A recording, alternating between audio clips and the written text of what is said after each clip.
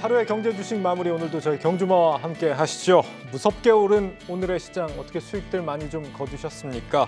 아마 많은 분들께서 그간의 손실을 좀 어느 정도 만회하는 데 성공하지 않으셨을까 싶다가도 또 들고 있는 종목에 따라서는 좀 아쉬움이 남는 그런 분들도 계시지 않을까 싶습니다. 오늘 이 세 분도 오늘장 아주 발빠르게 눈코 뜰 새 없이 바쁘게 움직이셨다라고 하는데 세 분은 오늘 어떤 일들을 하셨을까요? 너무 궁금해집니다. 세 분 어서 오세요. 네, 안녕하십니까. 네, 안녕하세요. 네, 박현상 팀장님 오늘 제일 바쁘셨을 것 같아요. 오늘 가장 바쁘셨다 그러던데. 오늘 전화 많이 왔죠. 네. 매매도 뭐 하셨습니까 하고. 오늘 이 불장에서? 일단 아침에는 당황했고요. 네. 다 당황하지 않았겠습니까? 당황했는데 저희 역할이 이 당황함을 무릅쓰고 거기서 교집합을 발견하고 일단 수익을 위해 노력하는 직업이 맞다라고 생각하신다면 그에 따라서 열심히 노력을 했습니다. 일단 뭐 오늘 10시쯤에 전화가 왔어요. 와서 2000년 최근에 들어간 거 많이 빠져 있는데 네. 지금이라 던져버리고 싶다. 어떻게 해야 되냐 이런 질문부터 받긴 했어요. 제가. 그래서 적당한 답변을 좀 드리기도 했었고요. 예. 아마 오늘 방송에 다 답들이 녹아 있을 것 같은데 오늘은 2차 전지 그리고 소부장 그리고 게임 바이오 같은 전통 성장주들이 급등이 나오니까 그것을 어떻게 처리해야 되는지 이걸 고민했었고 오늘 저기 동시효과 때도 거의 20포인트 이상이 세게 솔직히 표현이 경제면 이런 표현이 좀 그럴 수 있는데 내 질렀다라고 표현이 맞거든요.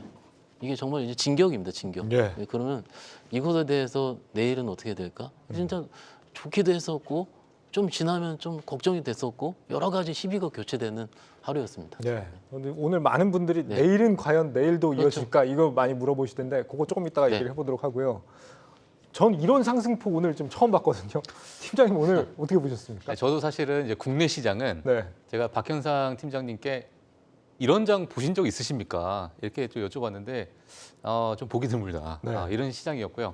사실 오늘 제가 이제 미국 시장에 대해서 말씀을 드려도 혹시 이게 귀에 들어갈지 모르겠습니다. 사실은. 예, 오늘 너무나도 이제 국내 시장에 네. 큰 이슈가 있었고 찬반 의견도 많이 있기 때문에 정말 앞으로 이번 11월 달, 12월 달 이제 계절성이 있거든요. 분명히 11월, 12월은 늘 좋았던 시장이었기 때문에 이러한 이슈가 또 붐이 돼서 어느 정도 또 활력을 불어넣을 수 있을지 그 부분을 네. 저희들이 좀 지켜봐야 될 것 같고요. 오늘도 마찬가지로 저는 미국 시장에 대한 미국 시장에 대한 전체적인 매크로 지표나 예. 앞으로 남아 있는 실적 발표들 또 그런 부분이 국내 시장에 어떻게 또 영향을 줄지에 대해서 제가 중점적으로 말씀드리겠습니다. 미국 시장 중요하죠. 예. 지금 시장에서도 중요하게 봐야 되는 이슈인 것 같고요. 황 팀장님은 사실 좀 긴 호흡에서 평소에 투자를 하신 분인데 오늘 어떻게 하셨습니까? 제가 긴 호흡에서 투자를 합니까? 아닌가요? 잘 모르겠는데. 네. 뭐 사실 단기 매매로 대응할 수밖에 없는 구간이 사실 올해 내내 이루어지긴 했었죠. 상반기는 뭐 조금 그래도 끌고 가는 장들이었는데 여름부터는 사실 기민하게 대응할 필요가 있었던 장이 계속 연속이었고 제가 최근에 지난주와 지지난주에 마무리 멘트 할 때 네. 서바이벌이라는 단어를 썼었을 겁니다. 네. 사람만 있으면 분명히 기회는 온다. 과거 통계상 보면 9월달, 10월달이 힘들었을 경우에는 11월, 12월에는 항상 좋은 소식이 있었다. 생각보다 더 빨리 오는 때도 많이 있었고. 근데 이번에는 뭐 사실 뭐 공매도를 예측하고 뭐 사실 공매도라 금지가는 이슈가 갑자기 좀 나오면서 생각했던 가장 확률 낮은 시나리오인 V자 반등으로 지금 사실 올라오는 상황이거든요. 네. 근데 뭐 이유 불문하고 이번에도 한국 시장의 계절성은 또 지켜진 것 같아요. 그래서 아마 내년에도 9월달, 10월달이 힘들면 먼저 선제적으로 줄여서 조금 회피할 수 있는 면 이게 맞았다라고 하면 더 좋긴 하겠지만 확실히 이후에도 이번 9월달, 10월달처럼 좀 힘들더라도 너무 포기하지 말고 레버리지 관리나 사람만 계시면 또 오늘 같은 날은 또 분명히 올 수 있을 거라고 생각합니다. 사람만 있어다운 네. 말씀을 계속 해주셨는데 네. 지금 저기 박현상 팀장님도 그렇고 황 팀장님도 그렇고 두 분 다 손절을 하기보다는 이 하락장을 그냥 계속 버티는 쪽을 선택을 하셨단 말이죠. 근데 많이들 손절하고 그러시나 봐요 지금 상황에서. 그러니까 그것을 이제 자발적인 손절이 될 수 있고 비자발적인 손절이 있는데 자발적인 손절은 제 죄송한 얘기지만 자발적인 손절을 하실 수 있는 투자자라면 이미 저는 9월달에 하셨다고 보고요. 그죠? 예. 그러면 지금 최근의 장에서 손절은요 비자발적인 게 많을 겁니다. 아마도 그거는 비자발적이라 하면 예, 어떤 겁니까? 신용 담보 부족에 따른 리스크 관리의 부족이었죠. 그래서 엄청나게 지난주에 좀 많이 봤습니다. 지난 한 2주 동안 봤는데 왜냐하면 또 팔게 했습니다. 왜냐하면 한 번쯤 반등이 나왔었잖아요. 예. 그러니까 그때라도 내가 리스크 관리를 해야지. 왜냐면 그때 10년물 국채 4.8, 4.9였고요. 유가도 89달러였고요. 그리고 더 빠진다 했었고 전반적으로 외국인들이 안 들어왔습니다. 그죠? 그러면 외국인들 삼중고죠. 환율까지 그런 상황이었고. 네. 그랬는데 금요일 날 밤에 미국장을 보고 토요일 날 아침에 확인을 해보니까 환율도 빠져 있었고요. 미국장 급등이 있었고 사실은 금요일 날 오후에 이렇게 드라마틱하게 월요일 날 반전이 있을 거라고 예상한 투자자가 죄송하니 몇이나 될까? 그러면은 그 전까지에 대한 부분은 이해합니다. 황 팀장님이나 저나 이런 뭔가 이거를 정말로 기대하지 않았었던 항방의 뭔가 트리거가 V자 급등으로 나오는 거를 우리 투자자분들이 힘들어하면 할수록 그 V자 급등이 더 급하게 나왔었거든요. 그건 저희가 10몇 년 동안 주식하면 다 봐왔었습니다. 그것이 비단 시장이 아니고요. 한 섹터도 똑같습니다. 인터넷 섹터든 어떤 섹터든 정말 힘들게 한 폭이 클수록 강하게 올라가는 거. 예. 그렇기 때문에 일단 버티자. 그 다음에 확인해보자. 라는 거였고 그리고 그때 강조시켜드린 게 또 뭐였냐면 어설프게 종목 리밸런싱을 해가 되면 완전히 더 깨진다. 그것도 좀 말씀드린 거 기억을 해요. 왜냐면은 지금 다 빠져 있었거든요. 네. 그래서 약복 가대가 올라올지 강한 게 올라올지 이것도 예측하기 힘든 상황이었기 때문에 일단은 시장이 제대로 된 메커니즘으로 돌아가는 걸 보고 우리가 매매를 해보자. 근데 지금 돌아온 거죠. 지금 정상적으로. 지수 때 같은 경우는. 그러니까는 저희 장주마 방송을 잘 보시면 되고요. 일단 비자발적인 분들은 정말로 조금은 너무 죄송하고 좀 안타까운 마음을 말씀드릴 수 있겠습니다. 딱 한 주만 좀 기다렸으면 맞아요. 좋았는데 너무 맞아요. 아쉽다라는 정말 생각이 아쉽습니다. 예. 우리 골드 여신님 힘든 장에 경주마 보면서 이겨냈어 하고 눈물을 훔치시는데 참 진짜 고생 많으셨다는 말씀을 좀 드리고요.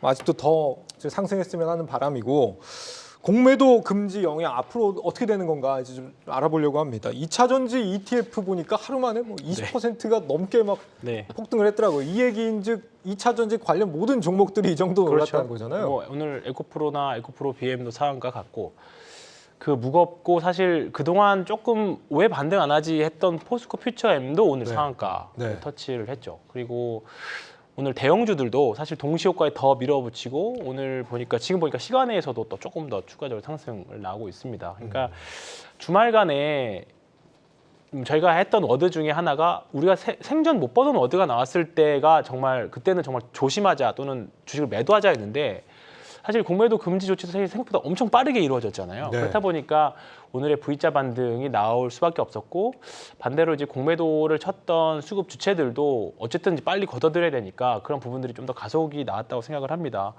2차 전지 주식들 보면 오늘 일단은 지수 레버리지도 코스닥 레버리지도 결국은 영향이 큰 레버리지도 꽤 큰 상승이 나왔고 네. 뭐 ETF도 뭐 13% 그냥 150 ETF도 뭐 13%인가 제가 봤던 기억이 납니다. 오늘 쭉 통계를 내보니까 역대 상승 1위더라고요. 네. 역대 상승 1위이기 때문에 아마 오늘의 상승은 그 누구도 보지 못했던 대한민국 역사상. 네, 그러니까 코로나 직후에 급반등 나왔을 때도 이 정도 상승은 아니었거든요. 네. 근데 이제 새로운 신기원을 사신 연 날입니다. 그러니까 앞으로 이제 과연 오늘은 정말 역사적인 날이다 이렇게 보시면 될 것 같고 포스코 그룹주 ETF도 그렇고 그다음에 2차 전지 ETF도 그렇고 일단 지수 ETF도 그렇고 일단 반등이 나왔고 일단은 하루 만에 끝날 재료까지는 아닌 것 같습니다. 그러니까 사실 주말간에 공매도 금지에 대한 이야기가 나오고 네. 뭐 사실 공매도 금지가 향후 앞으로 외국인들은 뭐 우리나라 선진 지수에 들어간다는 영향 뭐 여러 가지 확대 해석까지 가능할 수 있는데 그거는 그때의 나한테 한번 처리를 한번 해보고요. 이번 주는 일단 시장의 흐름에 물줄기에 맞춰서 보유든 매매든 하시는 게 맞지 않을까 생각합니다. 하루 만에 끝날 것 같지 않다. 네. 이게 사실 가장 오늘 궁금한 네. 핵심 질문이거든요.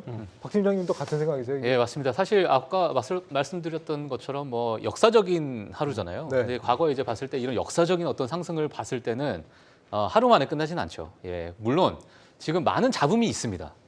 지금 방금도 제가 뭐 뉴스를 좀 봤는데 짐 로저스가 이런 얘기를 했어요. 공매도 금지가 바보 같은 짓이다. 예, 그리고 뭐 한국이 이제 메이저 국제금융 중심지가 되기는 힘들다. 그게 이제 오늘 같은 일로 약간의 찬물을 좀 끼얹은 것이다. 이렇게 이제 또 좀 자극적인 또 기사가 좀 나오긴 했는데. 아마도 틀린 말은 아닐 것 같긴 예, 하지만. 그러니까 여러 가지 잡음이 있는 상황이고 네. 사실 과거에 이제 공매도를 좀 보게 되면 네. 이번에 네 번째 금지입니다. 뭐 2008년에 글로벌 금융위기 때 한 번 있었고요. 2011년 유럽 재정위기 때 한 번 있었고 네. 그리고 다들 아시는 2020년 코로나 팬데믹 때 또 이제 공매도 금지가 있었는데 이번에는 어찌 보면은 어떤 시스템 리스크로 인한 공매도 금지가 아닌 어떤 여론이나 여러 가지 최근에 나왔던 여러 이제 주가 조작 사태나 개인들이 불이익을 받았던 여러 이런 부분에서 하나의 이제 공매도 금지 조치가 나왔기 때문에 이런 부분에 대한 왈가왈부하는 그런 이슈는 지속적으로 될 것 같다. 하지만 11월, 12월은 늘 좋았던 그 유동성이 있었기 때문에 뭐 앞서 황 팀장님께서 말씀해 주셨지만은 이런 부분은 개인들이 조금은 그래도 즐길 때는 좀 즐기는 그런 시장을 가지는 게 좋지 않을까 이렇게 보고 있습니다. 예. 그러니까 역대 뭐 4번의 공매도 금지가 있었는데 그중 3번은 뭔가 위기가 오거나 뭐 그렇죠. 이래서 한 건데 예. 이번에는 뭐 갑자기 아무 이유도 없이 했기 때문에 아무 이유도 없다고 하면 또 뭐 얘기는 안 되겠죠. 뭐 어떤 논란은 있었지만. 그렇죠. 논란은 늘 있었죠. 네, 지금 외국인들이 오늘 또 굉장히 순매수가 된 게 보니까 공매도 금지로 인한 쇼커버링 물량이었다 이런 해석들이 있는 것 같더라고요. 이게 뭐 며칠씩 계속 이어질 수 있는 물량인가요 앞으로도? 쇼커버의 본질에 대해서 생각을 해보면 네. 일단 쇼셀링이라 그러죠. 밑으로 빠지는 거에 베팅한 공매도 투자자가 있다면 그 투자자 개인이 아니라면 아마도 그 하우스라고 그러죠. 하우스별로 로스코 규정이 있을 겁니다. 아침에 제가 잠깐 아까 말씀을 드렸는데 10시쯤에 통화한 투자자의 그 2차 전지 포트를 보니까 오늘 한 20%씩 오르고 있더라고요. 그런데 어떻게 말씀을 드렸냐면 제가 100%의 그 공매도 트레이드 한 적은 없지만 아마도 하우스에서 여기서 더 오르면은 종가까지 오를 거다. 왜냐면은 이게 쇼커버가 로스컷 규정에 닿으면은 거기서 기계적으로 나가는 것이 맞다고 치면은 오를수록 쇼커버가 더 나올 거거든요. 오히려 그 시점 20% 플러스인 시점에서 위험한 건 윗골이죠. 만약에 고점을 찍고 밀리고 있으면은 거기서 밀렸다고 들어가면 물리는 거죠. 똑같습니다. 쇼커버도요. 올라갈수록 그것이 쇼셀링이 쇼커버로 바뀌면서 들어오는 물량이 매수 물량으로 잡히는 거기 때문에 그래서 오늘 상한가로 끝났기 때문에 네. 황 팀장님도 아까 얘기하신 게 뭡니까? 내일도 좀 더 갈 수 있다. 일단 내일 오전에 대한 상승은 일단은 코스닥 시장에서 일단 의심치 않습니다. 왜냐하면 당연히 오늘 놀랐었던 하우스들이 내일 커버가 들어올 수가 있겠죠. 그러면은 일단 내일은 적어도 일정 부분 플러스로 시작하지 않을까라고 추측을 하는 거고 제가 오늘 처음 얘기 드리는데 제 차를 바꾸기로 했거든요. 그 사이드카 이제 재미없었나요? 예, 이게 오늘 처음으로 몇 년 만에 상승 사이드카를 봤어요. 네. 재미없었나요? 죄송합니다. 사이드카로 바꾸셨다는 말씀. 2시간 전부터 준비했습니다. 예. 조금 맥락이 좀 뭐 없지만 조금, 예. 뜬금맞지만 뭐 오늘 기분 좋은 날이니까. 그렇죠. 완전 하이브리드 카로 바꾼다 해놓고 오늘 네. 바꿨습니다. 제가 하락 사이드카 때 코피가 터졌던 경험이 있어가지고 오늘은 상승 사이드카로 예. 너무 기분이 지금 막 좋았고요. 채팅창에 막 비판이 쇄도하고 있습니다. 사이드킥으로 날려버렸단 말이에요. 네, 죄송합니다. 예, 글들이 올라오고 있는데 그 쇼커버 물량이 뭐 앞으로도 계속 이어질 수 있다는 말씀을 주셨는데 뭐 단기간에 이어질 수 있다는 건 일단 알겠고요. 이게 그러면 계속 앞으로 소진이 될 거 아닙니까? 그렇죠. 쇼커버링이 끝나고 나면 네. 그 다음에는 어떻게 되는 거예요? 그 다음에는 매매라든지 아마 그런 유동성이 조금은 말라질 수도 있을 것 같습니다. 그러니까 그거 그때부터는 뭐로 들어가면 지금은요 사실은 공매도 그 6개월 그 한시적인 금지 조치가 저는 뭔가 제도적인 것도 충분히 반영을 했다 치는데 수급을 끌어왔다 생각을 하거든요. 그러면 이 수급 안에는요 밸류에이션이 없어요. 업황이 없고요. 그러면 수급 이벤트가 끝난 다음에는 뭘로 가겠습니까? 그 시장 참여자들이 그럼 밸류가 어떻고? 업황이 그걸 보게 되겠죠. 그러면 원래 봤었던 업황대로 가게 됩니다. 근데 그거 자체가 내일 모레가 될지 혹은 2주 후가 될지는 네. 저도 죄송하지만 처음 겪어보는 이런 장이기 때문에 공매도 수량이 혹은 잔고가 줄어드는 걸 매일매일 데일리 체크를 해야 될 것 같아요. 오늘 아마 많이 줄어들었을 것 같긴 한데 우리가 이런 얘기를 했지 않습니까? 생각보다 거래량이 터지지 않았다. 그러면 조금 더 될 수 있다는 겁니다. 그렇기 때문에 이걸 좀 더 체크를 해봐야 될 거예요. 아마도 6시 정도에 아마 그 통계가 업데이트되는 걸 알고 있는데 매일매일 같이 확인을 해보시는 시간으로 가도록 하고요. 일단 조금 추이를 지켜보는 게 어떨까 싶습니다. 그러면 지금처럼 이렇게 쇼커버링이 나오면은 공매도 세력들은 피해가 막 엄청 크고 막 그런 상황이에요? 그러지는 않을 겁니다. 뭐 사실 공매도 치는 펀드들이나 사모펀드이나 이것들을 보면 사실 우리가 넷이라고 해서 그만큼 공매도 쳐놨던 부분들을 또 매수로 또 대응을 하는 부분들이기도 하고 투기적으로 완전 네이키드하게 정말로 공매도만 하겠다 하는 하우스들은 사실 별로 그런 뭐 운용 주체들은 없거든요. 네. 사실 그리고 공매도로 수익을 내는 주체가 엄청난 드라마틱하게 뭐 연한 뭐 10% 우리가 미국 영화처럼 나오는 것처럼 마이클 버리 뭐 그런 영화처럼 빅쇼트 영화처럼 그렇게 엄청 드라마틱하게 나오는 기관들은 사실 없는 걸로 알고 있습니다. 그러니까 연간을 그런 펀드들이 평균 연으로 한 6에서 10% 정도를 노리고 하는 펀드들이 굉장히 많거든요. 네. 그렇기 때문에 이제 이 수급이 조금 공매도 커버링이 어느 정도 마무리가 되면 그 다음부터는 사실 오늘도 우리가 2차 전지 폭이 워낙에 상승폭이 커서 그렇지 사실 네. 제약바이오나 반도체도 사실 추세들이 더 강화된 종목들도 꽤 많거든요. 그렇기 때문에 저는 조금은 이제 2차 전지가 좀 올라오면 이제 조금 이제 밸류에이션을 보지 않을까 좀 생각을 좀 하고 있습니다. 다른 업종도 마찬가지겠죠. 네. 중장기적인 뭐 부분에서 어떨 것이냐는 조금 이따가 여쭤보고요. 일단 그러면 이번 주 안에 이런 흐름이 앞으로도 계속 이어질 수 있다는 거를 세 분 다 비슷하게 공감하고 계신 것 같으니까 그러면 뭘 봐야 되느냐? 지금 오늘 간 게 앞으로도 계속 가느냐? 아니면 뭐 다른 게 가느냐? 어떤 의견이세요? 박현상 팀장님? 저는 일단 케이스 바이 케이스. 제가 오늘 장을 보면서 네. 아까도 이제 오늘 장 130포인트 오르는 장을 선배들, 후배들한테 다 물어봤어요. 근데 이렇게 될지라고 예상된 투자자가 누가 있겠었습니까? 사실은 없습니다. 그러면 여기서는요, 각각의 전략들이 계속 공유가 될 겁니다. 공유가 되고 맞게 틀리다 실험을 하게 될 거고 네. 그것들이 그 시장에 연출이 될 거예요. 근데 개인적인 생각은 일단 오늘 상한가 치고 그런 업종이 좋죠. 당연히 좋고 일부 쇼커버가 더 나올 수 있다는 것도 명확 관화합니다. 그렇지만은 내가 얼만큼 견딜 수 있겠느냐의 그 차원에서 봤을 때 지금 오늘도 그런 투자자들이 전화가 많이 왔고 왜냐면 빠진 게 두려웠었던 거고 그러면은 여기서 올라왔을 때 어쨌든 오늘 상한가거든요.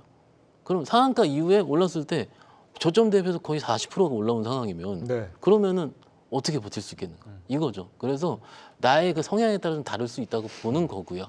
일단은 오늘 많이 올랐었던 2차전 섹터는 일단 가게 놔두고 그 다음에 내가 오르지 않은 섹터를 공부를 할 때 어떤 식으로 대응하느냐가 핵심이라고 생각을 하거든요. 네. 오늘 좀 보니까는 공매도 잔고 상위 종목들의 리스트업은 우리 투자자분들 충분히 할 수 있을 겁니다. 그거는 거래소 홈페이지 들어가면 다 찾을 수 있고요. 네. 거기서 상위에 있는 몇 종목들이 정말로 2차전지가 아닌 정말로 강하게 튀는 걸 제가 봤어요. 그런데 그 강하게 튀는 게 예를 들어서 실적 컨센보다 조금 더 잘 나왔는데 이전 같으면 실적보다 조금 더 잘 나온 패대기 치거든요. 근데 그랬다고 해서 5%가 더 튀더라고요. 그 나옴에도 불구하고. 그러면은 그 시장에서 지금은 공매도가 많은 종목들이 매매 플레이로 활용이 되는 것 같구나라고 저도 추측을 하는 거죠. 똑같이 시장은 계속 알아가는 거라 생각을 하고요.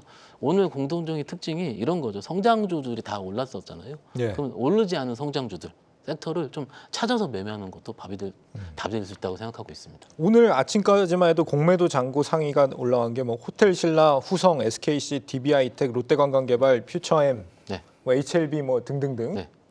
근데 이게 오늘 또 업데이트가 된다는 거죠? 그렇죠. 이게 또 매일 업데이트가 네, 되는 또 거죠. 남은 공매도 잔고 비중이 높은 종목들을 우리가 좀 추려보고 그렇죠. 거기서 좀 실적도 괜찮고 이런 거를 좀 내일 좀 노려보는. 네, 그렇죠. 이제 지금 전략이 지금 굉장히 난무할 겁니다. 제가 보기에도. 왜냐하면 그냥 오르는 거 쫓아잡자 하시는 분도 있을 거고 혹은 실적이 나올 때 쫓아잡자 하시는 분도 있을 거고. 그런데 여기서 제일 중요한 거는 그런 움직임이 나왔을 때 내가 그 종목에 대한 스터디가 돼 있느냐 안 돼 있느냐 이 게임이거든요. 네. 네, 스터디가 안 돼 있으면 못 삽니다.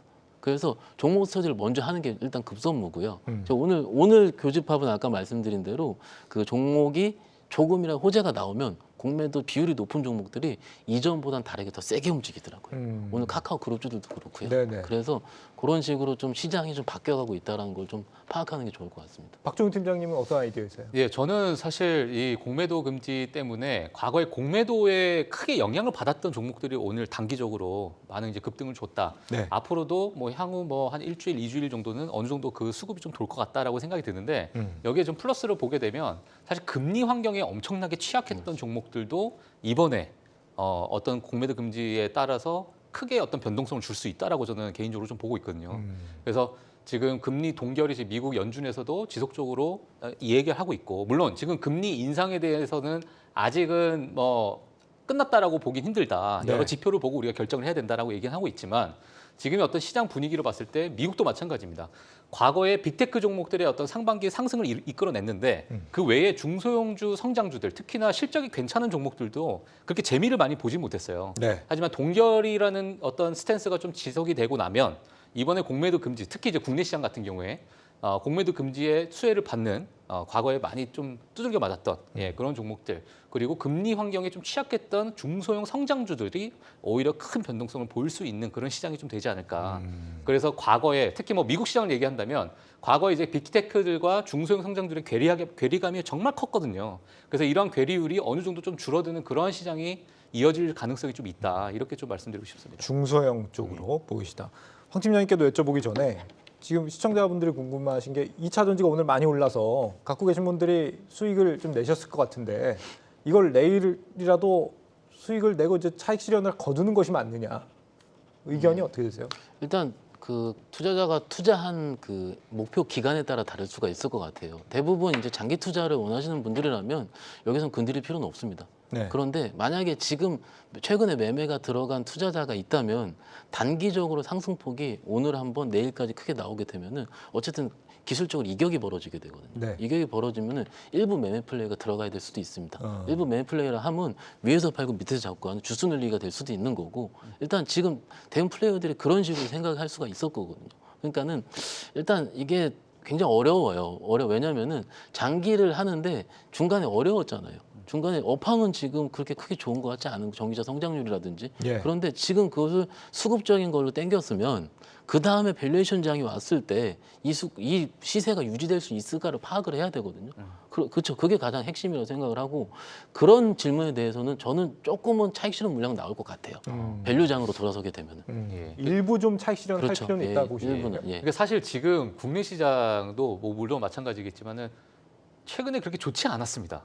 네, 근데 이번에 어떤 이슈로 V자 반등이 일어났지만 개인적으로 조금 더 치열한 시장이 되지 않을까라는 생각이 좀 들고 있어요. 네. 예, 그러니까 과거에 이제 차익 실현을 하고 싶었는데 기회를 놓쳤던 분들부터 시작해서 과거에 많이 물려 있는데 어떤 손실을 좀 줄이고자 하는 그런 물량까지 어찌 보면 매물대가 많이 있거든요. 그래서 이번에 어떤 상승장에서는 크게 이제 눈치 싸움이 좀 벌어질 수도 있고 좀 더 치열한 시장이 되다 보니까 뭐 앞서 말씀해 주신 것처럼 좀 어려운 시장이 진짜 좀 벌어질 수도 있다. 네, 이렇게 좀 보여집니다. 예. 황 팀장님은 어떤 아이디어 갖고 계십니까?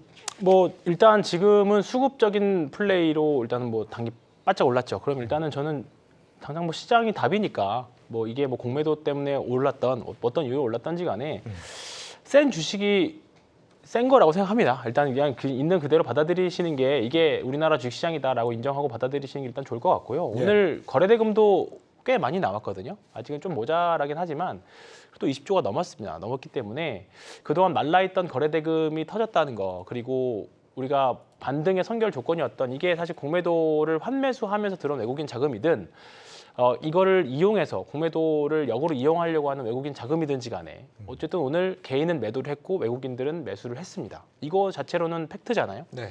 그러면 그냥 그거 자체로 저는 즐기면 된다고 생각을 하고 일단은 조금은 더 과거 평균치 대비하면 조금은 더 상승 여력은 저는 더 있다라고 생각을 해요. 그러면 사실 지수가 끌고 내려왔었던 게 결국 2차 전지 섹터들이 특히나 코스닥은 2차 전지가 내려왔기 때문에 결국 지수 반등을 어느 정도 예상을 하고 전적권 본다라고 하면 2차 전지가 조금은 더 가겠죠. 그러면 이제 거기 가서 이제 그럴 때 어느 정도 공매도 잔량이 좀 줄어들고 그리고 나 사실 오늘 외국인들이 결국은 사니까 올랐던 거잖아요. 예. 개인들은 팔았고 그럼 외국인들이 사는 게 중단됐을 경우에 그러면 그 돈이 어디로 갈까에 대한 고민은 해보셔야 될 것 같습니다. 그러니까 우리가 결국 아직까지는 외국인들이 우리나라 시장은 좌지우지하는 시장이고 그게 공매도에 상환된 자금이든 어쨌든 진짜 자금이든지 간에 상관없이 외국인들이 사니까 올랐던 거는 거부할 수 없는 또는 부정할 수 없는 팩트입니다. 그러니까 일단은 지금은 조금 더 즐기시되 외국인의 매수가 줄어들 때 과연 그 외국인들이 어디 섹터를 집중하느냐. 오늘도 2차 전지 주식들 보면 일부 대형주들은 또 외국인이 판 섹터도 있고 네. 외국인들이 산 섹터도 2차 전지 안에서도 갈립니다. 네. 그렇기 때문에 앞으로 추가적인 상승 여력들이 있는 종목이 뭔지는 또는 내 종목 안에서는 또 한번 판단을 해보실 필요는 있을 것 같습니다. 또 긴 호흡에서 투자하시는 거 맞잖아요. 제가 저요? 잘 본 것 같은데. 그렇죠. 근데 이제 저는 가속 구간이라는 걸 좋아하거든요. 예를 들어서 10,000원에서 50,000원 가는 동안 이게 한 20,000원까지 올랐다가 20,000원에서 엄청 횡보 반년 넘게 뭐 2만 원, 3만 원 가는 동안 엄청 횡보할 수 있잖아요. 근데 저는 이제 제 기준에서 추세 추종을 하는 기준에서 조금 이제 시간 대비 수익률을 좀 이제 좀 약간 극대화할 수 있는 제가 기준 판단하는 이제 좀 가속 구간들이 있습니다. 이제 그 구간에서 매매를 좀 하는 거죠. 네, 알겠습니다. 네. 보통 공매도가 금지되는 네. 기간에는 그러니까 주가가 대체로 반등했었다고 그러는데 네. 지금이 내년 6월까지의 시장 네. 어떻게 될 거라고 예상하세요? 방금 말씀하신 것과 비슷한 맥락인가요? 저는 공매도라는 지금의 시장의 이슈를 떼고 보더라도 저는 계속 주식을 열심히 할 것 같습니다. 그냥 반등을 할 거라는 생각이고요. 일단 한국 주식시장은 항상 뭐 지금 사실 뭐 좀 뒤에 다루긴 하겠지만 대주주 양도소득세 이슈가 있는 연말 10월 달은 조심하고, 그러니까 누구에게는 10월은 만약에 우리 예상대로 9월 달 10월 달에 좀 약간 과거대로 좀 하락할 줄 알았다. 뭐 이유 어쨌든지 간에. 그래서 좀 줄여놨다가 현금을 갖고 있었다가 또 기계적으로 10월 말쯤 해서 또 주식을 샀다라고 하면 누군가에게는 10월에 주식 산 사람들한테는 엄청나게 주식하기 매수하기 수익 내기 좋은 시기였을 겁니다. 그럼 그 시기가 우리가 항상 또 내년 4월 달, 5월 달쯤 되면 또 세린메이라는 격언이 있잖아요. 저는 우리나라에서 산타랠리를 믿진 않고 까치랠리를 믿거든요. 그러면 까치랠리요? 네, 연초. 네, 10년 랠리. 그렇습니다. 그래서 항상 1년 농사는 11월부터 4월, 5월까지다. 네. 거기서 큰 수익은 내고 후반기, 하반기는 지키는 전략 또는 리스크 관리한 전략으로 가는 게 맞다. 한국 시장은 큰 틀에서 제도 개선이 있을 때까지는. 그러면 지금대로라고 하면 또 지금 사실 예상대로 아직까지는 지수 플레이가 나오고 있기 때문에 이대로라고 하면 내년 상반기까지는 괜찮은 흐름이 저는 나올 거라고 생각합니다. 아니 외국인들이 단기적으로는 쇼커버에 들어가더라도 네. 이게 뭐 나중에는 이제 공매도가 금지돼도 선물을 통해서 뭐 들어올 수도 있다 뭐 이런 얘기도 있던데. 네. 일단 뭐 그게 어제 사실은 그 금지 뉴스가 뜨고 네. 많은 내용이 그런 내용이 회자가 됐었어요. 그래서 사실은 저도 외국인들 선물 플레이로 지금 그러니까는 오늘 빼고요. 최근 2달 동안 외국인 선물 때문에 얼마나 좌지우지 됐습니까 시장이. 네. 저희가 선물 얘기밖에 안 했어요 사실은. 그만큼 현물 수급이 말라있기 때문에 선물 플레이를 바라보고 외국인 선물이 3천억 정도 매수하면 현물은 매도하더라도 장에 쭉 따라 올라. 그런 걸 저희 몇 번 봤으니까 일단 파생 시장에 좌지우지 되는 건 맞는 것 같습니다. 그렇지만은 지금은 보시죠. 오늘 아까 황 팀장이 얘기한 것처럼 지난주까지 거래 대금이 일평균 코스피 코스닥 합쳐가지고 20조가 안 됐어요. 근데 오늘 25조 넘었잖아요. 그러면은 일단 이 효과로서 단기적인 유동성은 들어온 거거든요. 들어온 다음에 그 다음에 한 며칠 후 혹은 한두 달 후쯤에 그 유동성이 조금은 시들해지는, 그러니까 지금 수급 이벤트가 끝나는 시점이 또 오겠죠. 그럼 그때 다른 국제 이벤트가 있을 수도 있고 실적이 올 수도 있는데 개인적으로는 그때가 진짜 게임이라고 생각을 합니다. 왜냐하면 그때는요 정말 선수장이 될 수도 있어요. 그래서 오늘 하루 종일 그 고민을 했었는데 아마도 그거에 대한 고민에 대한 답을 우리가 찾는 게임을 하는 것이 맞다라면 그러면 개인 투자자 위주로 플레이가 될 가능성이 크거든요. 그러면 테마성 플레이가 많이 움직일 겁니다. 그러면 또 그거 나름대로도 시장에 적응을 해야 되는 거예요. 네. 저희 어느 정도 지금 단기적인 이런 것들이 그렇죠. 끝나고 나면 예. 테마성 플레이를 또 하게 될 그렇죠. 것이다. 그러면은 시장은 외국인들이 묶어놓고 왔다 갔다 할 거고 개인들이 좋아하는 시장만 펼쳐질 거지 않습니까? 네. 그러면은 그때 나는 정통 브로커다. 혹은 나는 정통 트레이더인데 테마주는 안 하겠다. 그렇게 해서 2달 동안 또 힘들었었거든요. 지금 시장이요. 그렇게 뭔가 우리가 적응이 돼서 그 다음에 뭔가 내가 전략을 세울 때쯤이면 시장이 세게 바뀌었기 때문에 우리가 정신을 못 차렸던 거거든요. 그게 맞다면은 올해 겪었던 시장을 토대로 해가지고 저는 유연성을 좀 키웠으면 좋겠어요. 아무리 시장에서도 해볼만 할 때도 꽤 많이 있거든요. 그래서 저도 공부를 많이 했고 그리고 우리 투자자분들도 그런 시장에 좀 여유로운 태도로 좀 임하시면 어떨까 생각하고 있습니다. 제가 네. 황유현 아니겠습니까? 그렇죠. 굉장히 유연한 투자자입니다. 네, 그렇죠. 저희가 그건 전 네. 3시간 전에 할 수 있는 드립이 다 나오는 거예요 오늘? 다 나왔습니다. 아니 근데 네. 오늘 주식시장 보면 그래서 좀 유연하다는 얘기 뭐냐면 어제 이제 장 시작하면서 저도 손님들한테 말했어요. 이번에 지난주에 셌던 종목들은 오늘 분명히 상대적으로 하락할 확률이 매우 높습니다. 왜냐하면 오늘 어차피 2차 전지 섹터나 공매도가 많이 나왔던 쪽으로 자금이 쏠릴 테니 그러면 지난주에 셌던 종목들이 스마트머니들은 분명히 빠져서 센 쪽으로 단기 매매를 할 거다. 이런 예상들 했는데 오늘 지난주에 신고가 보였던 종목들이 오늘 확실히 조금은 장 초반은 약했어요. 장 후반으로 갈수록 다시 그 추세를 되찾는 흐름들이 좀 있었지만 장 초반에는 분명히 음봉도 보여주고 이제 좀 그런 느낌이 있었습니다. 그러니까 일단은 지금 2차 전지가 그러니까 좀 매매를 하시는 분들이라고 하면 지금 2차 전지가 세고 반도체 센데 네. 이 주식들이 죽어야 아마 개별주들이 살 확률이 높아요. 근데 일단은 지금 반도체 주식들은 보시면 하이닉스부터 시작해서 이제 신고가 영역에 도달했고 뭔가 추세를 더 강화하려고 하는 제 기준으로 하이닉스가 정말 이제 추세 강화 영역에 들어갔거든요. 그러면 반도체 필두로 더 추세를 강화하고 그다음 2차 전지는 반등 국면이 세다 수급적으로.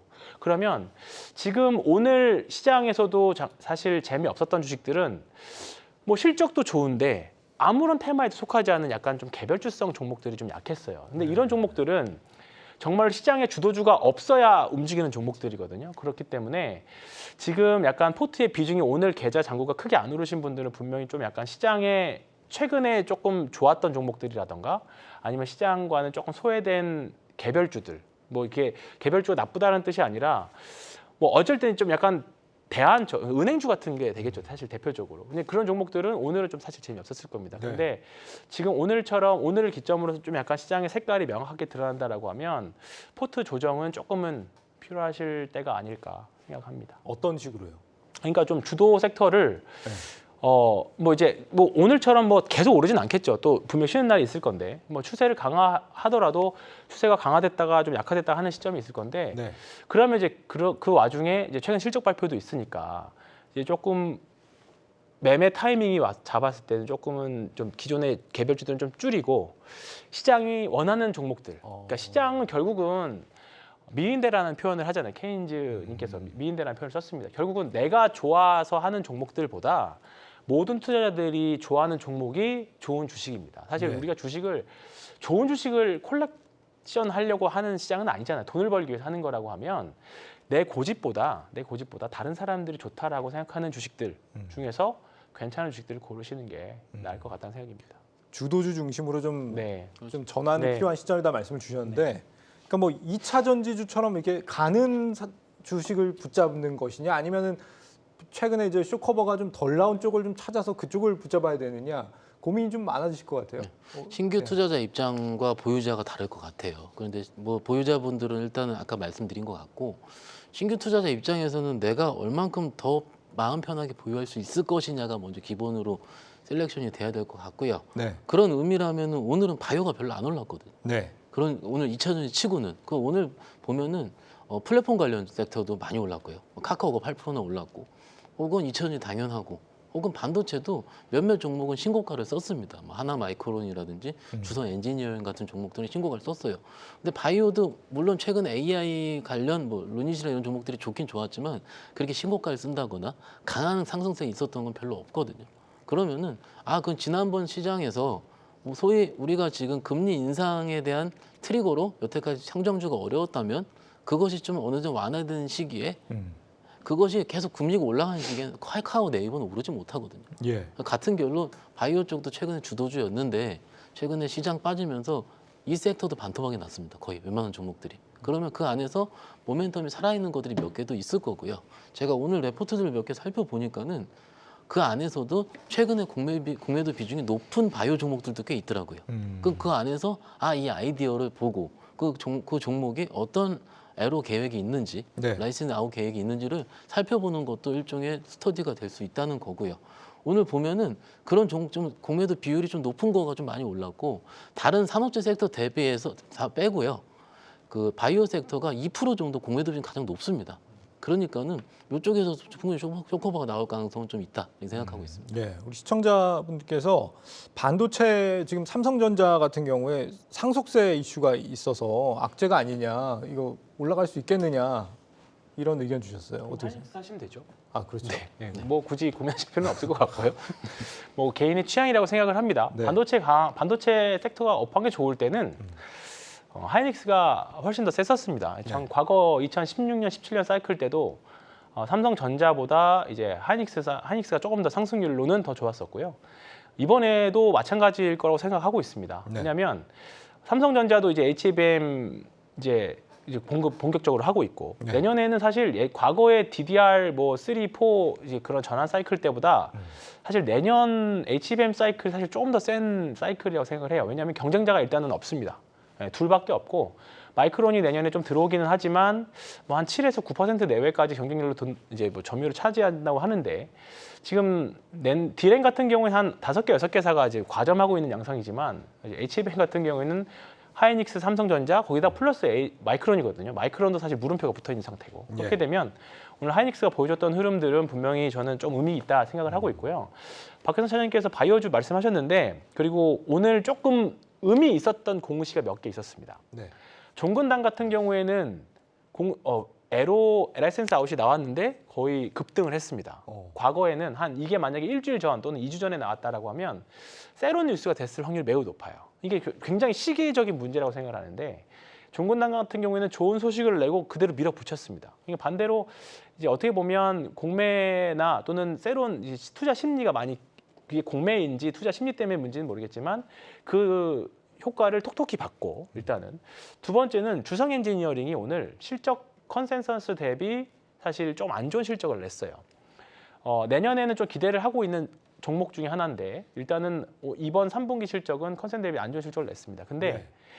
딱 정확히 일주일 전에 냈으면 정말 급락이 하락 VI를 맞을 수 있을 만큼 급락이 나왔을 수도 있었을 거라고 생각해요. 근데 오늘 내니까 바로 상승 VI로 치고 올라갔습니다. 그러니까 이게 보면 반도체 업황을 사실 내년에는 이제 긍정적으로 받아본다. 그리고 박현상 차장님이 자주 말씀하시는 워킹 시장에서 바라보고 있는 그 종목마다 있는 뭐 실적이든 스토리든지 간에 투자자들 간의 그 연관성이 이제 긍정적으로 조금 어떻게 보면 정상적으로 작동하고 있다. 이게 뭐 사실 공매도의 악영향이었기 때문에 그렇게 말씀하실 수도 있지만 어쨌든 시장이 정상화되어 가고 있다라는 측면에서는 저는 의미 있다라고 생각을 합니다. 그래서 이때는 지금부터는 좀 시장을 바라볼 게 과거에는 아까 유연한 투자 가끔 잠깐 얘기했지만 네. 왜 그러냐면 이제는 좋은 뉴스는 좋은 뉴스를 받아들이시면 좋을 것 같아요. 안 좋은 뉴스는 말 그대로 좀 안 좋은 뉴스를 받아들이고 내년에 업황 좋아지는 거는 업황 좋아지는 따라가고 그렇게 보시면 조금 심플하게 투자를 하시면 너무 복잡하게 생각하셔서 뭐 삼성전자 안 올라가는 게 상속 때문입니다. 뭐 그러면 한도 끝도 없잖아요. 사실 삼성전자 뭐 이렇게 깊게 들어가면 어떤 것 때문에 오르고 어떤 것 때문에 내리고 하는 이유가 깊게 있는데 그냥 심플하게 내년 업황 좋아지는 쪽에서 놓으시고 추세 좋아지는 쪽에서 논다. 매매한다. 그렇게 생각하시면 참 간편하실 것 같습니다. 예. 사실 이 다음이 어떻게 될지가 상당히 기대 반 걱정 반 되기도 하거든요. 지금 뭐 일단 블룸버그에서 앞서 말씀하신 것처럼 MSCI 선진국 지수 편입은 물 건너 갔다고 봐야 된다. 뭐 굉장히 안 좋은 얘기들을 외국인들이 계속 내놓고 있는데 예. 이게 어떤 악영향을 우리가 우려해야 되는 거예요? 뭐 사실 그 공매도 금지, 그러니까 공매도라는 것 자체가 국내에서 많이 이슈가 됐던 것은 너무 좀 뭐 늘 얘기하잖아요. 기울어진 운동장이다. 개인 투자자들이 너무 피해를 많이 본다. 이런 부분인데 거기서 이제 개인 투자자들이 좀 요구했던 거는 뭐냐면 좀 네. 투명성, 건전성 이런 부분을 사실 강조를 했던 것이었어요. 네, 근데 이제 그런 부분에서 우리가 많은 이제 아쉬움이 있다 보니까 공매도를 어느 정도 제도를 좀 개선한다든지 뭐 전산화를 한다든지 여러 이러한 것들을 이제 요구를 했던 것인데 어찌 보면 공매도 금지라는 것 자체가 약간은 좀 극단적인 어떤 정책의 어떤 방향성일 수 있다라는 의견이 뭐 많이 나와 있고요. 그러다 네. 보니까 정말 건전한 투자자들이 이제 한국은 좀 문제가 있나 이렇게 좀 받아들일 수 있는 오해의 소지가 있을 수 있는 그러한 부분 때문에 신뢰도라는 부분에서 그러니까 선진화되는 자본시장이 될 수 있는 그 신뢰도라는 문제에서 예. 어느 정도는 좀 잡음이 있을 수 있다. 이거는 뭐 피할 수 없을 것 같고요.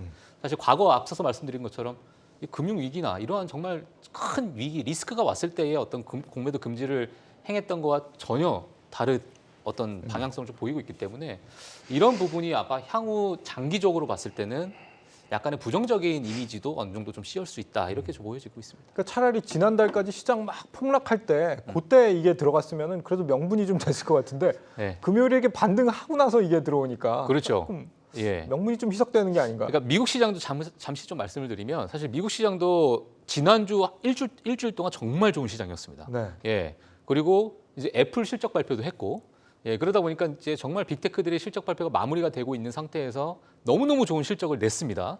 예, 그렇게 되면서 그리고 이제 금리 동결이라는 현 지금 금리 정책도 어느 정도 이제 힘을 좀 받고 있는 상황이거든요. 네. 그리고 과거의 어떤 금리 동결을 봤을 때 4개월 정도가 어느 정도 금리 동결 이후에 좀 시장이 빠지다가 4개월 이후로 계속 이제 올라가는 그런 추세를 과거의 어떤 금리 인상의 어떤 통계 자료 냈을 때 그런 수치가 있었어요. 자, 그렇게 되면 만약에 미국에서 7월 달이 마지막에 어떤 금리 인상 주기라고 본다면 지금이 4개월째가 되고 있는 상황이거든요. 그러니까 이러한 만약에 통계를 우리가 조금 굳이 우리가 껴 맞춘다면 지금의 어떤 상승이 오히려 과거 통계로 봤을 때는 좀 괜찮은 시장의 흐름이 되지 않을까. 여기에 또 공매도 금지라는 것은 국내 시장에 더 활력을 불어넣는 그러한 시장이 뭐 될 것 같습니다. 예. 대체로 이제 긍정적이라는 평가를 해주신 예. 건데 진짜 이 우려가 될 만한 건 없는 거예요? 지금 상황에서 걱정 안 해도 되는 겁니까? 최근에 뭐 제가 인터뷰라든지 이런 거 보면은 유동성 얘기를 많이 하죠. 네. 그리고 이제 이거 해지를 하는 거를 대부분 이제 선물로서 하게 되니까는 지수로서의 가격의 발견 기능이 떨어진다 이런 거예요. 그러니까 우리가 이제 저희 아침에도 저 이런 얘기를 좀 했는데 가격의 발견 기능이라는 게 뭐냐면은 일단 밸류에이션적으로 혹은 가치 투자를 봤을 때 너무 비싼 가격인데 그걸 눌러줄 수 있는 게 필요한데 그것이 없으면은 오히려 주가 측면에서는 예를 들어 작전이라든지 이런 나쁜 일에 현혹이 될 수 있다라는 부분이 일단 걱정이 되는 거거든요. 그래서 그것을 해결하고자 나라가 있는 거고 감독원이 있는 거고요. 그건 일단은 제도적인 부분을 맡기도록 하는 게 맞을 것 같습니다. 왜냐면은 저는 이런 말씀을 좀 드리고 싶어요. 요즘 어제도 이런 얘기 나오고 막 각종 채널부터 해서 많은 얘기가 심지어 막 싸우시는 분들도 있으시고 그런데 네. 우리 개인 투자자의 가장 큰 장점은 뭐냐면은요. 이 제도를 활용해서 내가 어떻게 벌지를 내가 고민할 수 되는 거거든요. 그리고 내가 사타 팔았다 하는 걸 누가 뭐라고 안 그래요. 운영 규정이 없습니다. 내 돈에 네. 대해서는. 그렇기 때문에 이 시장에 살아남는 법을 저희 경주마와 함께 살아보시면 어떨까 말씀드릴 수 있겠습니다. 계속 경주만 홍보를 해주셔서 너무 감사하고요. 오늘 장에 불을 지핀 이슈가 또 한 가지가 더 있었거든요. 정책 이슈였죠. 네. 역시 주식 양도세. 네. 여당과 정부가 한도 상향을 추진한다. 이게 네. 대주주들만 내는 양도세잖아요. 그렇죠? 네, 네. 종목당 10억이었죠. 네, 종목당 10억이었고 제가 연말에 우리나라 주식시장을 별로 안 좋게 보는 특히 9월, 10월 달에 별로 안 좋게 보는 가장 큰 이유 중에 사실 하나입니다. 네. 그래서 근데 이제 지금 하는 이제 돌아가는 느낌이나 분위기 보니까 왠지 올릴 것 같다는 생각이 좀 듭니다. 네. 그렇게 되면 12월 달 휴가를 못 갈 것 같다. 네, 생각이 많이 듭니다. 그러면 산타랠리도 있을 수 있고 저는 그래서 항상 12월에 여름 휴가는 저는 안 가고 사실 12월 달에 휴가를 가는 이유가 과거 10년 동안 12월 달에 재밌었던 적이 별로 없어요. 또는 거래가 거의 마릅니다. 네. 왜냐하면 돈이 있어도 살 분들이 예를 들어서 나 이 주식을 샀다가 뭐 9월 달, 10월 달에 주식을 줄여서 예를 들어 9억 5천만 원이 됐다. 그러면 연말에 조금이라도 오르면 그냥 조금씩 줄이거든요. 그러다가 항상 뭐 나름대로의 필승 전략은 이제 휴가 갔다 와서 크리스마스 때 사면 항상 연초 랠리까지 덧붙여가지고 까트랠리 나오면서 이제 좀 약간 재밌게 매매했던 경험들이 많은데 이렇게 네. 되면 사실 조금 해당되는 분들이 많이 좀 줄어들겠죠. 예. 그렇게 되면 12월에도 충분히 조금 거래 대금도 늘고 좀 할 수 있는 여력이 되겠죠. 사실 이 부분을 좀 이제 뭉뚱그려서 내년부터 이제 금투세라는 거를 이제 시행을 하려고 하는 건데 사실 이게 아직 어떻게 보면 정책 리스크가 되겠죠. 아직 왜냐하면 불확실성이니까. 근데 이제 이게 20억이나 또 상향으로 한도가 되면 차라리 오히려 저는 주식 투자를 하는 데 있어서 더 좀 공매도 금지도 금지지만 이것도 굉장히 좀 중요하게 네, 봐요. 중요한 정책인 것 같습니다. 좀 더 양도소득세 활발해지는. 네. 이게 그러니까 세금을 이렇게 완화해주고 이러면은 네. 증권주들이 수혜 아니에요? 그렇죠. 그죠? 맞습니다. 네, 일단은 매매도 더 많이 될 수 있고. 네. 증권사들은 증권주들, 돈을 많이 예. 번다는 거죠? 아니 그렇지는 않습니다. 그렇진 않아요? 네, 그렇죠. 왜냐하면 이거는 이제 팔 주식을 안 팔거나 살 주식은 뭐 팔 주식은 더 안 팔게 되는 거니까 일단은 종목당 10억 이상 갖고 있는 분들은 일단은 대부분 주식 한 종목에 10억 이상 갖고 있는 분들은 다른 자산들이 굉장히 좀 많으신 분들이잖아요. 그렇기 때문에 그분들이 가장 중요하게 되는 거는 자기네 이제 세금이 노출되는 거. 네. 네, 그게 이제 가장 큰 우려인데 10억이면 내가 팔 주식도 안 팔게 되겠죠. 그러면 연말에 정말 뜬금없이 주식들 쭉쭉쭉 빠지는 종목들이 가끔 있는데 이제 그런 일도 좀 줄어들고 좀 유동성도 늘면서 조금은 주식 시장에는 조금 더 12월 달에는 또 활기가 좀 뛸 수 있는 재료가 되지 않을까 싶습니다. 황 팀장님한테도 좋은 이슈 맞는 거죠? 왜 12월에 못 쉬신다고? 이거는 아니 괜찮습니다. 뭐 안 쉬어도 되는데 이거는 일단은 주식 시장에는 호재니까 주식쟁이들한테는 굉장히 좋은 뉴스입니다. 네. 자, 앞서 이제 박현상 팀장님 말씀하신 것처럼 일단 공매도 금지가 내년 6월까지 시행된다는 점은 변함이 없기 때문에 옳고 그름을 떠나서 어떻게 여기에 우리가 적응을 할 것인가 이게 중요하다는 말씀을 주신 거잖아요. 어떻게 적응하면 되겠습니까? 많은 플레이어들이 지금 고민을 하고 있고요. 네. 저도 오늘 하루 종일 물어봤습니다. 어떤 종목이 좋을 것 같니라고. 근데 이러다가 시장이 교집합이 찾을 거거든요. 교집합이 찾으면은 그때부터는 제가 여기서 약간 희망의 말씀 드리자면은 최근에 정말로 상실감이 있으신 분들이 많이 있어요. 그런데 어떤 말씀 드리냐면 장 매매할 때 6개월이면 인생 바뀔 수 있습니다. 정말로 그건 맞고요. 어떻게 인생이 바뀌냐면은 내가 아무도 잘 겪어보지 않은 시장에서 내가 이런 매매했을 때 확률이 80%가 나왔다. 그래서 그거를 베팅을 크게 하면은 그게 6개월 전 누적이 되는 큰 신분 상승이 있었거든요. 대부분 슈퍼게임들이 그렇게 보셨습니다. 그래서 지금도 큰 기회라는 점 말씀드릴 수 있겠고, 네. 그리고 두 번째는 매매의 교집합을 찾는 게 맞을 것 같아요. 일단 오늘까지 나온 거는 그 공매도 잔고가 상위 있는 종목들 한번 오늘 크게 쇼커버링이 나왔고, 그 다음에 공매도 금액이 높은 것들 이게 두 개 같이 나오고 있거든요. 네. 그러면 이것이 순환매를 할 때 어떤 섹터부터로 그러니까 약간은 매매를 좀 여우같이 해야 되겠죠. 그래서 섹터별 순환매를 일단 즐기자라는 게 일단 맞을 것 같고요. 그리고 그 다음 시장은 조금 더 고민을 해봐야 될 것 같습니다. 지금 시장이 열려서 서로 다 적응 중이고요. 그러니까 그 적응을 같이 해보시는 게 어떨까 싶습니다. 황 팀장님도 좀 조언을 해주시죠.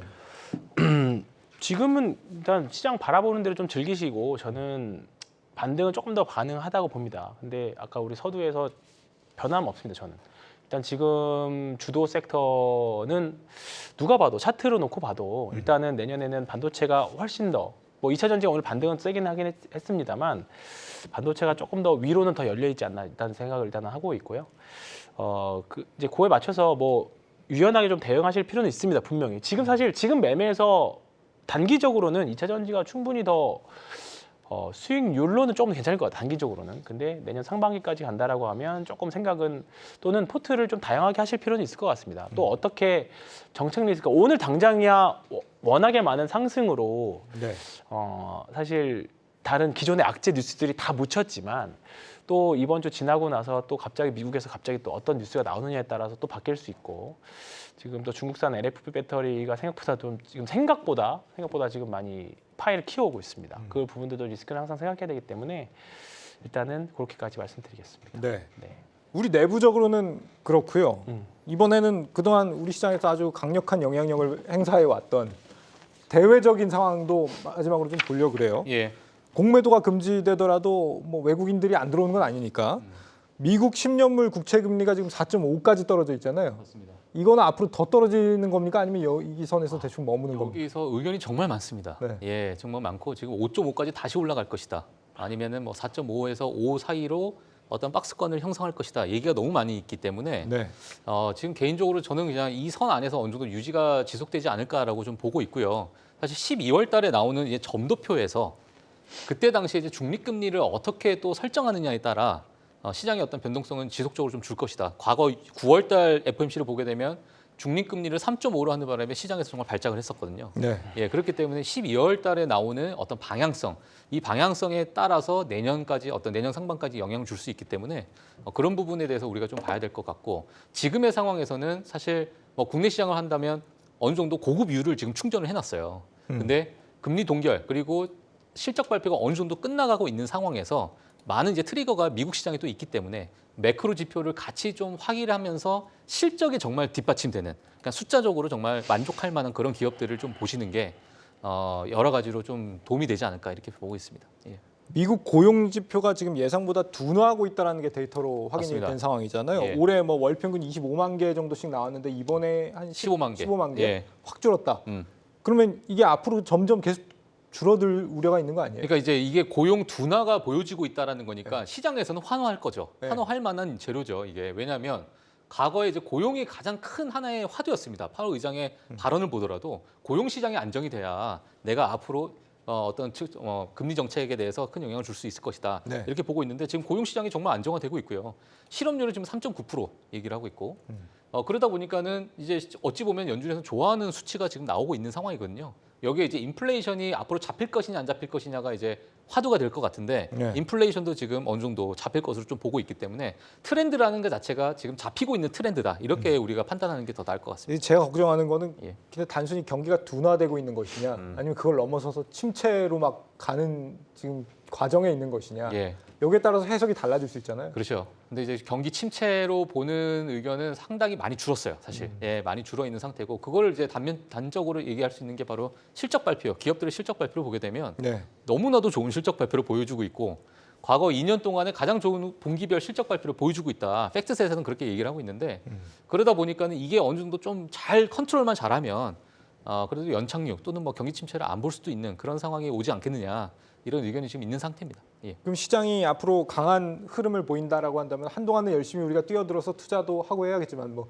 미국장이든 국장이든 예. 근데 언제 또 경기가 고꾸라질지도 우리가 항상 마음에 준비를 하고 있어야 되니까 어떤 식으로 투자를 하는 게 좋을까요? 뭐 약간 빅테크 이런 쪽으로 계속 갑니까? 아니면 저는 그냥 확고한 게 두 가지입니다. 하나는 빅테크, 예, 그리고 나머지는 지금까지 금리 환경에서 많이 취약했던 섹터들, 네. 예, 그러한 섹터들은 다시 어느 정도 회복할 수 있을 거라고 저는 보고 있기 때문에 어떤 건가요, 그런 게? 뭐 저는 사실 앞서도 뭐 늘 말씀드렸지만 제약바이오를 저는 늘 뭐 보고 있거든요, 한쪽으로. 비만 예. 치료제 같은. 그렇죠. 비만 치료제도 그 중에 하나의 트리거가 될 수 있는 부분인데 이러한 부분이 어느 정도 왜냐하면 이제 국내 시장만 제가 말씀드리면은 제약바이오 산업 섹터 자체가 12% 정도가 하락을 했어요, 상반기 때. 반면에 코스피 코스닥은 26% 정도 상승을 했습니다. 네. 그러니까 이제 시장 대비해서 워낙 크게 이제 재미를 보지 못했던 그런 섹터이기 때문에 이런 부분에서는 물론 어느 정도 이제 수급이 좀 돌기 시작하고 시장에서 환호를 받아야 되고 네. 그게 교집합적으로 좀 영향을 줘야 되겠지만은 우리가 이제 한쪽으로는 제약바이오 섹터에 대해서 항상 늘 지켜보시는 게 좀 좋을 것 같다. 저는 이렇게 말씀드리고 싶습니다. 네. 공매도와 우리 시장 그리고 미국장 전망까지 잘 들어봤습니다. 오늘 우리 증시가 사상 최대폭 상승을 거두긴 했습니다만 기업의 본질은 사실 아무것도 달라진 게 없습니다. 모처럼 찾아온 상승장 잘 즐기시면서도 위험 관리 결코 잊지 않으셨으면 하는 바람입니다. 내일 뵙겠습니다. 고맙습니다.